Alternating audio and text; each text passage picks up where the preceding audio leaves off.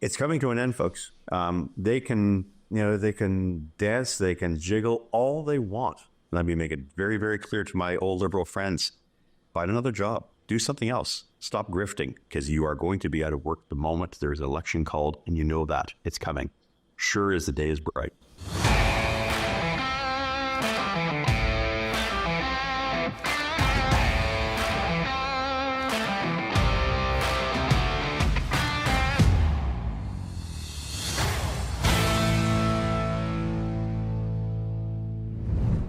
Dan McTeague is a seasoned energy analyst, former Liberal member of Parliament, and president of Canadians for Affordable Energy. With over 2 decades of experience in public service and deep insights into energy markets, Dan is a leading voice on the challenges and opportunities shaping Canada's energy landscape. Known for his candid and often critical commentary on the current Liberal government, he has been outspoken about the impacts of policies like carbon taxes and energy regulations, which he argues increase the cost of living and undermine Canada's resource sectors. Let's take a look. Dan McTeague, welcome to, I should say, the Honourable Dan McTeague. Welcome to Northern Perspective. Well, I'll talk to my wife about the honourable part, but good to be here as well on Northern Perspective. It's really an honor to have you here. As many of you probably know, the Honourable Dan McTeague, he is a veteran of Parliament. He was a former Liberal MP from 1993 until 2011. He is very, I would say, direct, and he's another former Liberal, in addition to Bob Bertina, that we just have immense respect for, because the party does not dictate his principles, and he's not afraid to make his principles known. So, Dan, let's just get right into it. This Liberal Party that has been in power from 2015 until present day, do you even recognize it from your time in Parliament? Well, absolutely not. And of course, I had trouble with it almost from day one when I realized the quality and caliber of the candidates that were there. I was really willing to give them the benefit of the doubt, because I had support from a number of angles, including when Justin Trudeau was a backbencher and I was on the front bench of the Liberal opposition at the time of the caucus from 2008 to 2011.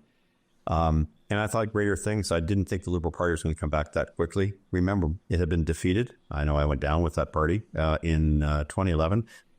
After you have such a significant event, unless some dramatic circumstance takes place, normally it takes 2 to 3 terms for the party to rebuild itself, policy, organization, funding, and just a sense in the country of things needing to go in a very different direction. Instead, the Liberal Party got a break.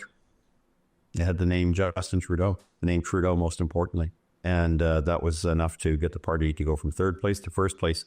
That's actually almost a historical first by our own definition, by our own political experience. But it suggested to me that there was something afoot. Justin Trudeau was not like his father. I worked for his father in 1981 when I worked on the Hill with the guy named Paul Cosgrove, Minister of Housing, when we had 22% interest rates.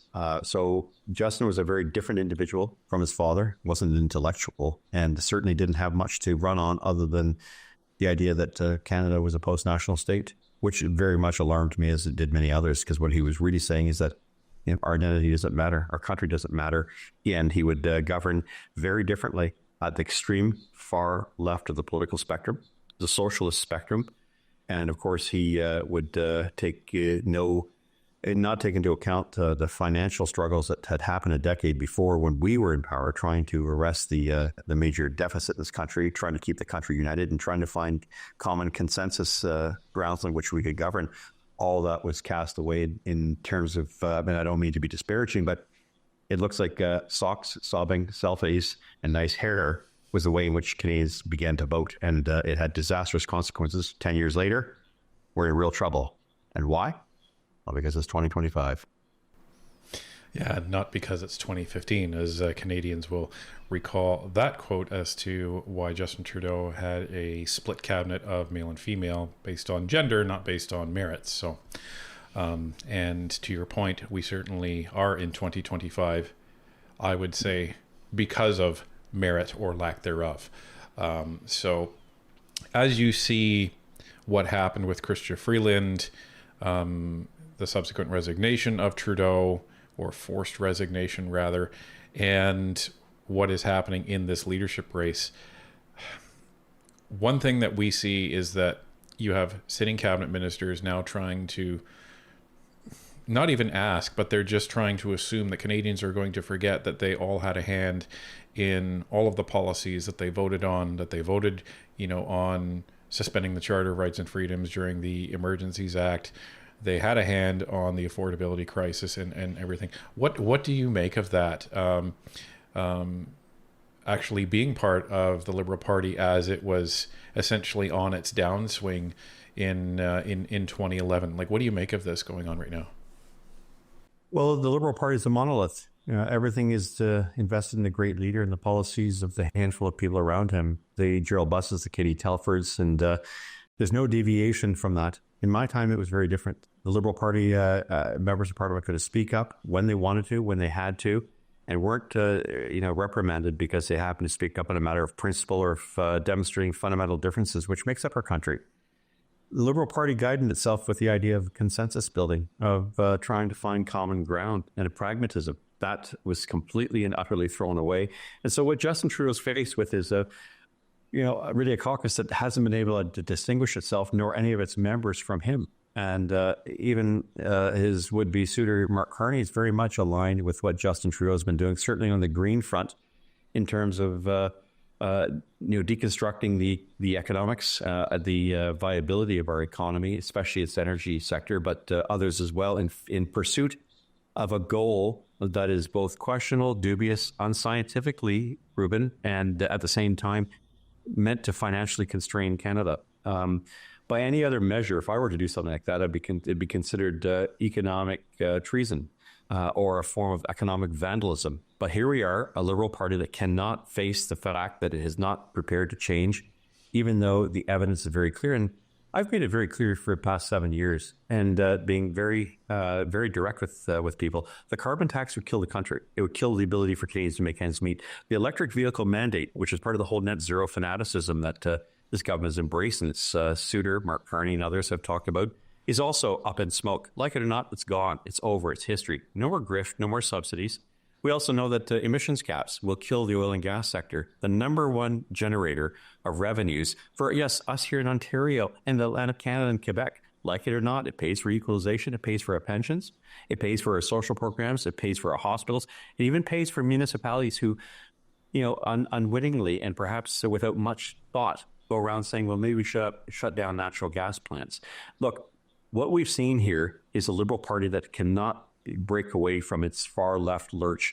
It's move towards an ideal that is both deadly in terms of a country that is as diverse in thought as ours, as well as likely to lead the country down a very, very dark path of economic perdition, for which Canadians are not going to be able to recover. And many feel that the weight of unaffordability is beginning to harm in ways that they could never imagine just a few years ago. Well, and you mentioned Mark Carney, which is, I think anyone who's paying attention, they know that who is going to be essentially the successor of Justin Trudeau, the unelected Mark Carney, but that is allowed in our political system, as was the case with John Turner back in the 80s. So, but he has said in his less than energetic campaign launch that the Liberal Party needs to move back towards the center, and he's going to be the one to do that. After all, he's the economist, and he's the best equipped to deal with this. Should Canadians believe him? He's the worst person to deal with this. And if you don't like what Justin Trudeau's done, you're going to hate what he did. He's Justin Trudeau 2.0. He's the man that's been behind the green grift and the green scam that has hurt the Canadian economy and has hurt Canadians generally, while at the same time doing nothing except furthering the interests of a handful of individuals who've decided maybe it's a good idea to get our companies to invest in Brazil, the Middle East, and build pipelines there while blocking them here in Canada. And now Canada finds itself with a tariff war in which our so-called trump card is oil and gas. Imagine if we had a couple of pipelines that people like Mark Carney weren't so prepared to definance and to block. We'd have options to sell to other countries who would definitely take, because there is a business case like what Trudeau says, for our natural gas and oil. Countries like, I know, South Korea, Germany, Latvia, Lithuania, Greece. I mean, the list goes on. The number of countries that came to Canada, we said, no, there's no business case. Look, I mean, I have nothing personally against Mr. Carney, but to believe that a guy with, has had to leave his job here in Canada, go to Britain, and then find himself head of an organization called GFANZ, the Global Financial Alliance for Net Zero, now being subject to rumors and potentially pursuit of concerns by the U.S. antitrust of cartelization of the investment sector. I think it's very, very serious. We have banks now walking away from it in Canada and saying this is really very, very bad. Not just because Donald Trump was elected, because in of itself, last year when the Biden administration was in power, there was this feeling that this would treat, and it would definitely invite an antitrust investigation in which, unlike Canada, where our Competition Bureau, having worked on this thing for over 10 years, is really very hard to prove any type of illegal activity. The United States is based on balance of probabilities, which is basically a civil case. And if you are seen, as Mr. Carney, his group, as trying to stifle capital from getting to the oil and gas sector, you are going to be subjected to triple damages. So if the damage is $4 billion, it's triple. You're going to be subject to a $12 billion lawsuit, and it will be enforceable. So that's why I think a lot of these smart banks and investment companies have walked away from this place like a bad smell. And that's Mark Carney's legacy. But I don't want to get beyond that, because I think I want to see how much rope he's willing to sell himself in order to hang himself, because I think the Liberal Party has a real problem.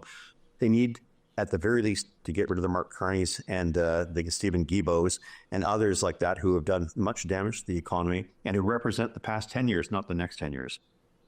So do you think that there is room for green policies within the Liberal Party? Well, I think the Liberal Party should have just redefined itself as a green party. I think the world has had enough of this. They've seen what it's done to European manufacturing, cost of living, the ability for people to make ends meet, the fact that Russia is playing the game against Europe, that the United States has to provide LNG because Canada, of course, won't, even though we had 17 projects before they did. They were ready to go. We decided not to make them go. We blocked them. We stopped them from happening. We did everything we could to stop them. I think for the Liberal Party, the green issue is now way down, 7th, 8th, 9th concern. It's not a concern. Why? Because as people like Dan McTeague, myself, said 7, 8 years ago, there would come a time in which affordability would come to play. Why is that important? As a politician, I learned very much the idea that the moment you have policies that start to undermine, hurt, and take away from Canadians' ability to make ends meet, that's the day you can pretty much kiss your party goodbye. And the extent to which this particular cult of liberalism has given itself to that kind of knowledge without any repercussions and cling to power without even Parliament being open, having a new prime minister without any electoral approbation of the election of the nomination. I mean, the extent to which the Liberal Party has found itself way out of whack from reality and public concern, I think demonstrates that if that's what green is all about, then Canadians should be green with anger. And you mentioned Mark Carney was Governor of Bank of Canada. You were in government while he was Governor of Bank of Canada. He has been making the rounds, essentially taking sole credit for getting Canada out of the 2008 financial crash. Based on your head shaking, I can tell your thoughts on it. But let's get some detail behind that. Unmitigated horse pucky.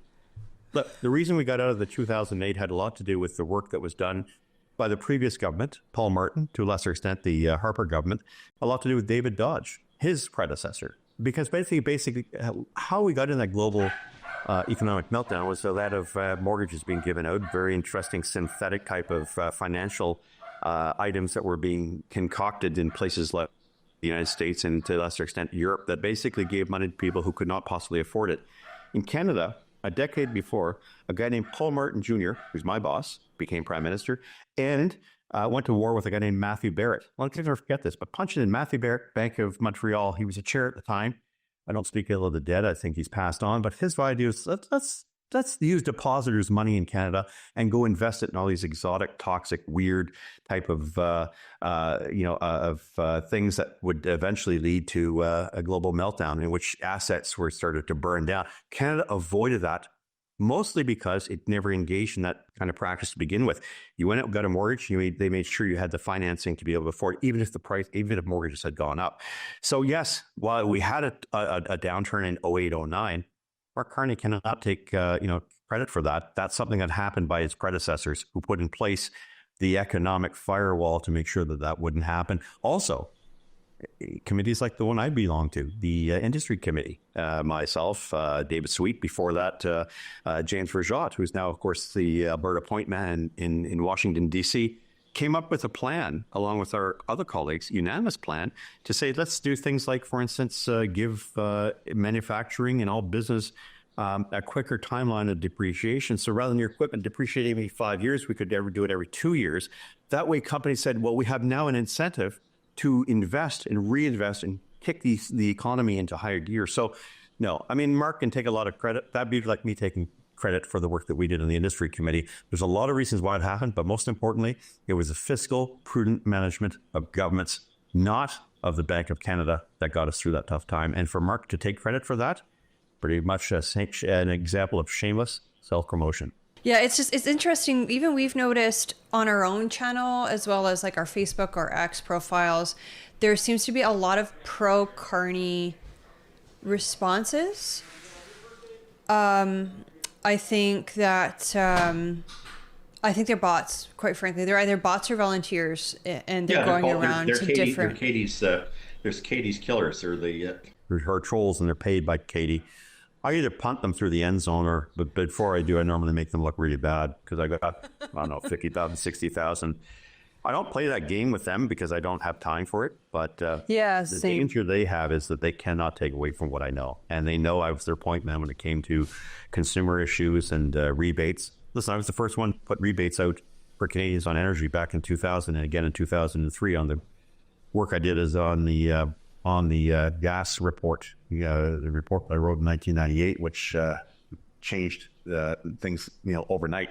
But the point is that for a lot of these liberals, and I see a lot of these trolls, you look at them, they have 25 followers. The rest of them who have bigger numbers, they're receiving money from the federal government. I encounter them all the time, and I know who they are because I know who the people are. I still have enough contacts within the old Liberal Party to know them. So one of the things that the Conservatives keep talking about Mark Carney is the fact that he is a environment fanatic. His book, for those that haven't read it, is a little disturbing in terms of a lot of the potential changes that it hints at. It sounds like he wants to evolve Canada into more of a technocracy rather than a democracy. He wants to control what people buy just by making things so expensive that you could never buy it, and under the illusion of, it's still a free market, but if you want to buy that gasoline powered car that we're going to make sure that costs $100,000 now you can't buy it, and you're going to be forced to buy the quote unquote green vehicles. But the Conservatives have painted him as the boogeyman. You've talked about him as Trudeau 2.0. But he's trying to position himself as this now center left, just like the Paul Martin and Jean Chrétien parties, and that's what he's been trying to convince Canadians that he is. What cutting through everything, what should Canadians really be afraid of with Mark Carney? Well, trying to find where this party finds itself on the spectrum has it at the far left. It isn't the center where we were. And it wasn't a party that pursued socialism. But this is a party that, and its apparent would-be leader, Mark Carney, would like to see systems like social credit. So in other words, reduce the standard of living in the country, have people driving around on bicycles in their 15-minute cities, which is why Stephen Guilbeault supported him, impose on Canadians hardship, the likes of which they are starting to experience and they don't like. While at the same time, the rest of the world is passing us by, watching our economic performance, Our GDP per capita dropped to the lowest levels among OECD countries inevitably. This is a man who represents continuity of bad policy. This is the face, the man behind the curtains, if you will, operating the levers on Justin Trudeau. So as the country has declined, a lot of people ask, well, where's this coming from? Come from a man who obviously had very little interest in investing in Canada, a lot more interest in making sure that the things he doesn't like are invested abroad, whether he's a technocrat or not. I think it's important because he tries to present himself as being something that he clearly is not. He has no common sense of what people are going through.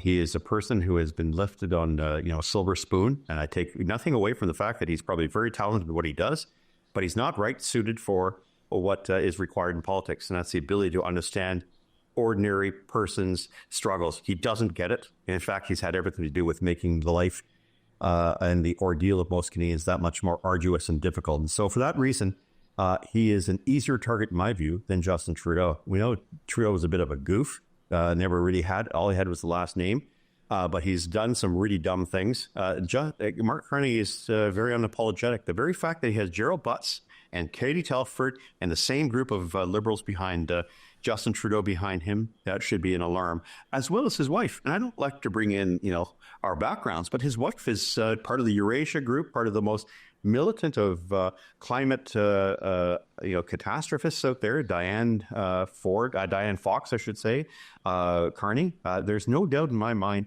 these people are committed to their green agenda, which it does not include human beings in terms of their ability to make ends meet unless they're prepared to accept a significant decline in their standard of living according to what they think.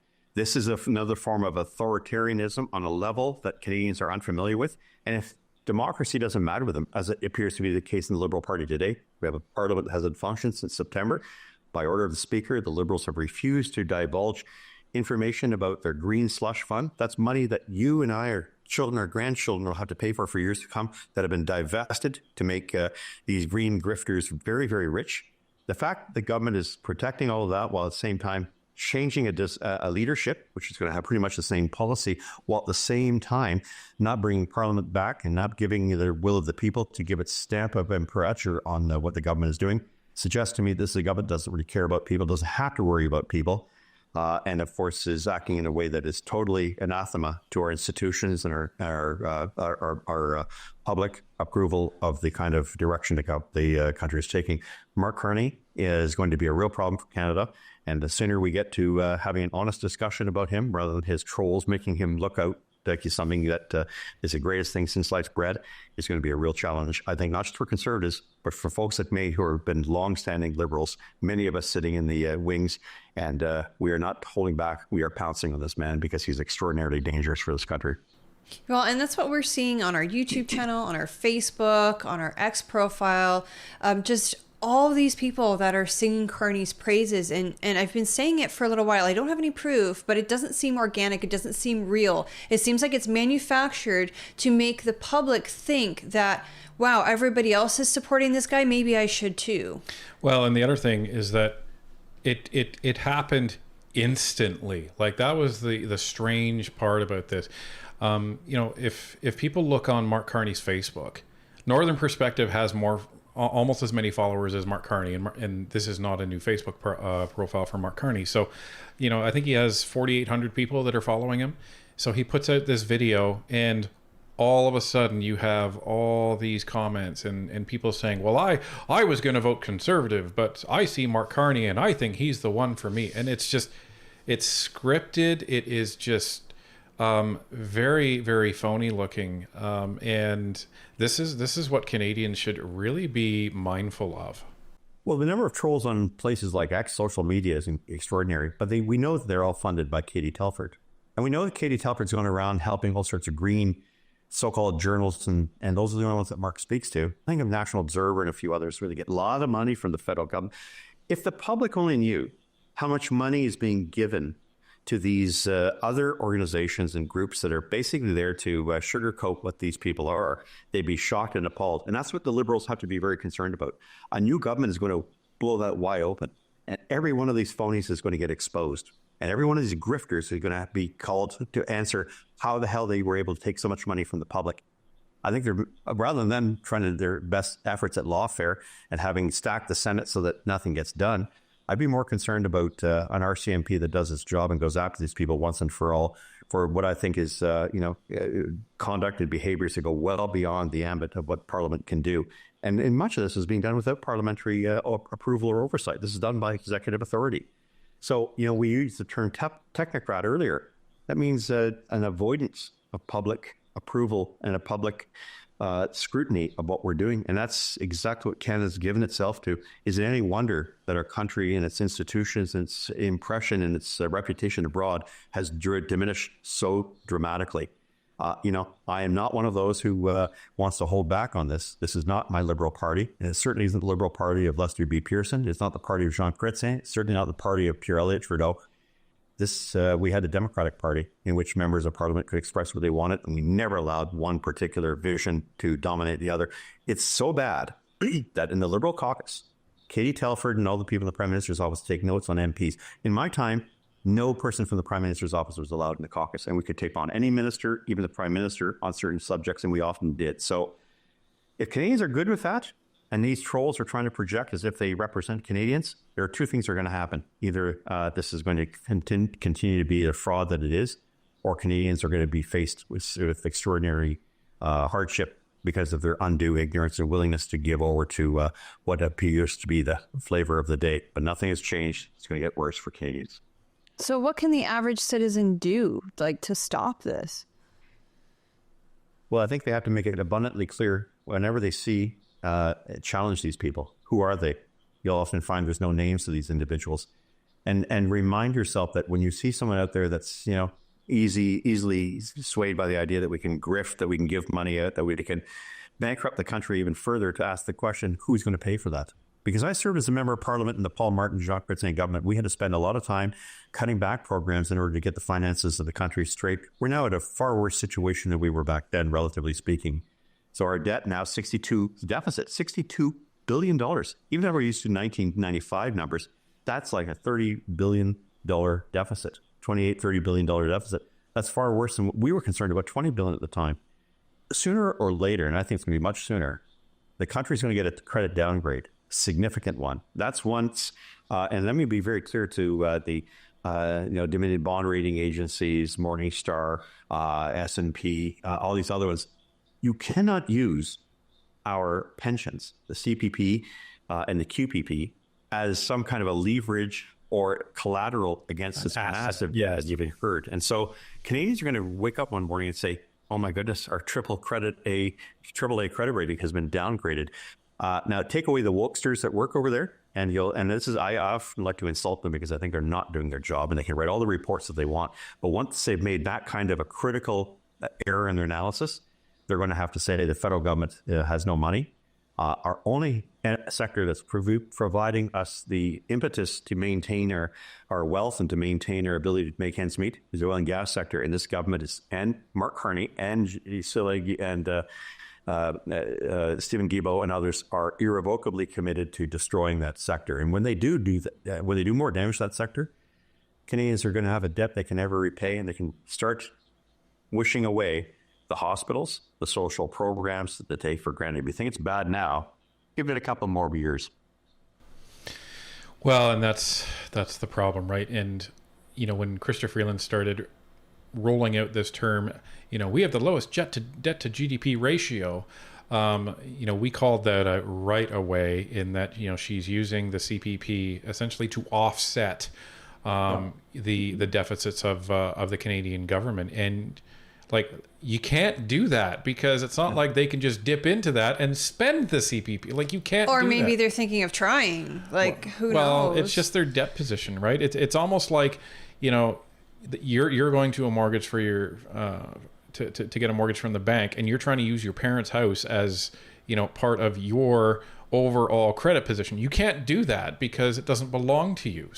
So this is the crazy thing that we're seeing now. One of the big factors in what little support the Liberals still have, we think, is coming from the mainstream media, because most people are hearing the propaganda, hearing the talking points. They're parroting that when they're when they're talking to people that oppose this.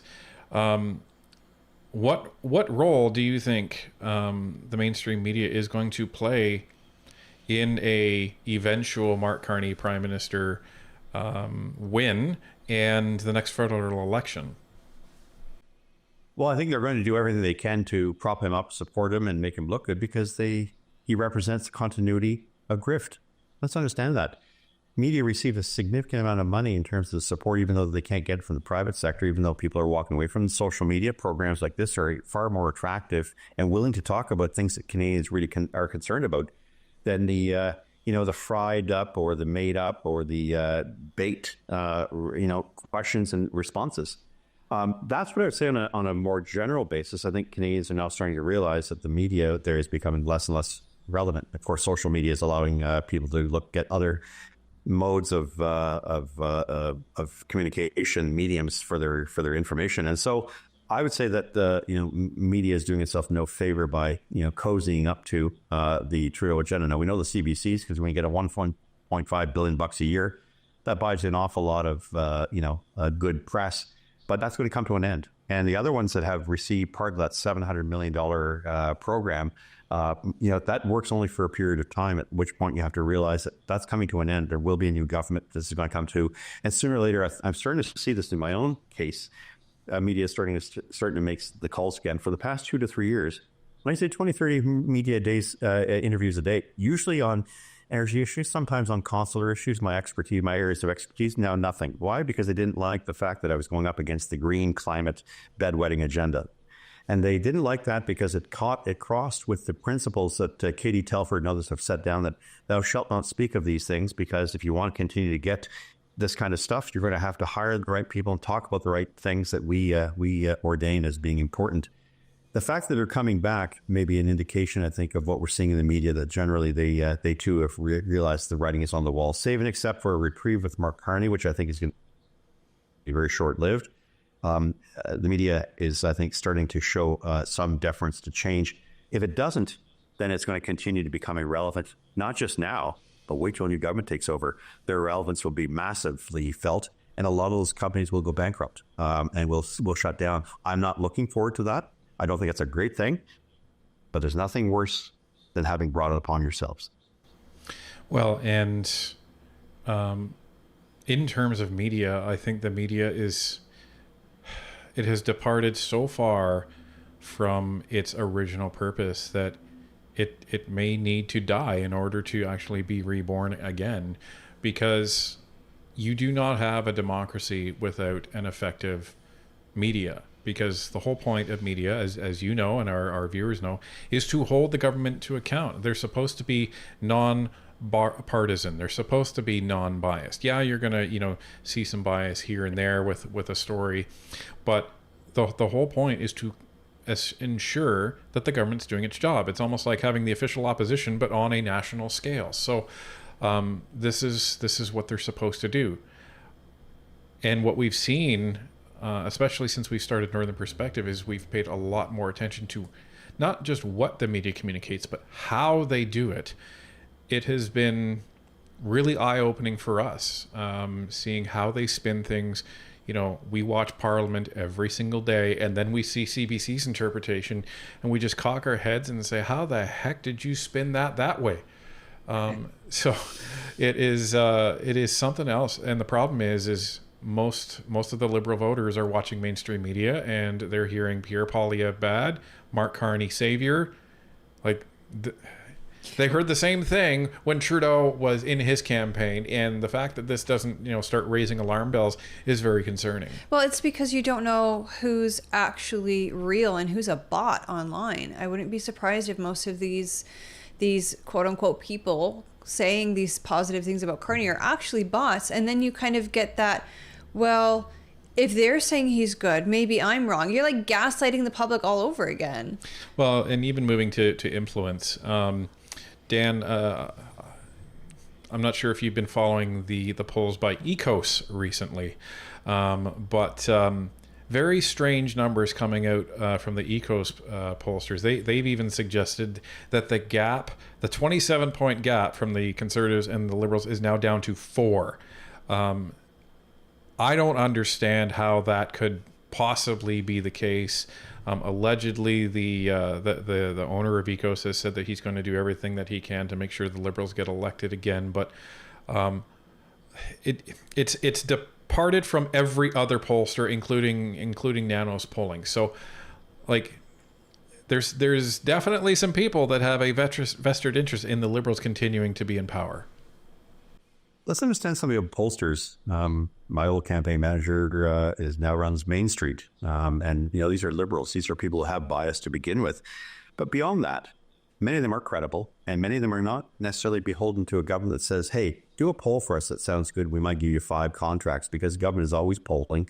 A lot of money, a lot of your public money being spent on these pollsters. And so in one way, I'd say, I should be upset with this. The other thing is, no, let them think. Let them think that they're going to win the next election, because the disappointment will be even greater. I saw this with Kim Campbell. I saw this with John Turner. And in fact, I saw it in 2011. Who knew that we were going to wind up in third place, with a loss of 40, 50 seats after a loss of 20, 30 seats before that in 2008. The reality, I think, is that we'll let the pollsters play their games, but they know full well that their meal ticket is about to be removed. They're going to lose a lot of their contracts with the government, with the Katie Telfords of this world, the Prime Minister's office, and other ministries, because the government cannot afford to poll for something that isn't necessary and for which there is no money to pay. So it's coming to an end, folks. They can dance, they can jiggle all they want. The reality is that this whole charade of spending public money to give people the impression that you're doing something that's really, whiz-bang and crazy, whether it's our institutions, whether it is our media, whether it is our pollsters, it doesn't really matter. Everyone knows the gig is up, and the public has reached a point of maximum insecurity, and it's in that context that I think it doesn't really matter what you do in the short term. It's all window dressing. You're going to be defeated, and let me make it very, very clear to my old Liberal friends: find another job, do something else, stop grifting, because you are going to be out of work the moment there's an election called, and you know that it's coming. Sure as the day is bright.